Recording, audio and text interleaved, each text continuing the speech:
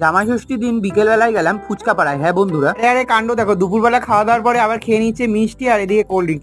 সত্যি কি যে করে না। তো যাই হোক, আমরাও একটু কোল্ড ড্রিঙ্ক নিয়ে নিয়েছি আর এত খেয়েছি গ্যাস হবে তো কথাই। বিকেলে গিয়েছিলাম একটু ফুচকা পাড়ায় ঘুরতে, তো জামাইবাবুর সাথে গিয়েছিলাম আর এই দোকানটায় প্রথমে এসেছিলাম। এই দোকানটায় যাচ্ছি আর এদিকে দেখো আলু মাখা চলছে আর সুন্দর করে আমাদের পাতা দিয়ে দিয়েছে। আলুটা ভালো কত মেখে নিয়েছে আর সাথে ছিল টক জল। আমার তো দেখে একদম জিভ থেকে জল বেরো। ফাইনালি একটা ফুচকা আমাকে দিয়ে দিয়েছে আর সত্যি এই ফুচকাটা অসাধারণ টেস্ট ছিল। তো যাই হোক, জামাইবাবুকে বললাম একটু চলো ওই দিক দিয়ে ঘুরে আসি। মন্দিরের সামনে চলে এসেছি ঘুরতে। ঘোরাঘুরি করার পরে ফাইনালি আমরা চলে যাচ্ছি বাড়ির দিকে। আর বাড়ির দিকে যাওয়ার সময় এই আহারে বাহারে ফুচকা স্টলে এসে দুই কাকিমার দোকানে।